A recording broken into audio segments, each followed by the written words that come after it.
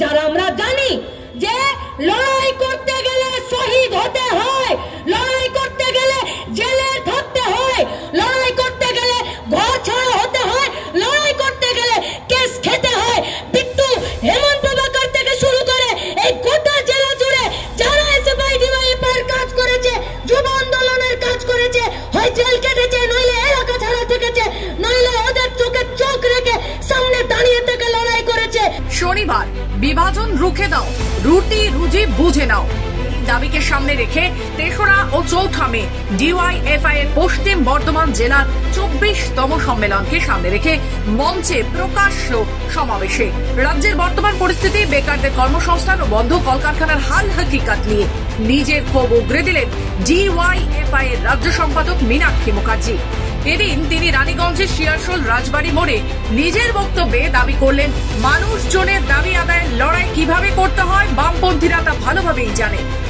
তার দাবি, রাজ্যের বর্তমান পরিস্থিতিতে কিভাবে যুব সমাজকে পঙ্গু করা হচ্ছে, দিকে দিকে কিভাবে কর্মহারা হচ্ছে যুব সমাজ, তা একটার পর একটা কলকারখানা বন্ধ হয়ে কিভাবে কাজ হারাচ্ছে সাধারণ শ্রমিক, সে সকল আজ সকলের সামনে স্পষ্ট।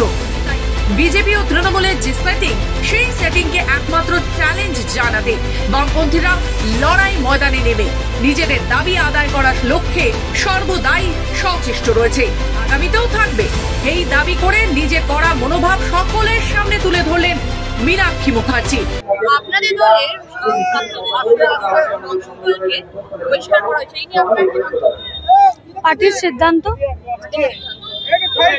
সামনেই 2026 বিধানসভা ইলেকশন, এই নিয়ে আপনি কি বলতে চান? সারা বছর লড়াই চলে, আমাদের কাছে ভোট অন্যতম একটি রাজনৈতিক লড়াই, সেই লড়াইও সবাই রাস্তায় থাকবে। 250 से ज्यादा आतंकवादी घटनाएं घटे हैं और बहुत सारे जान भी गए, और कश्मीर का ये घटना उस पर एक मोहर है।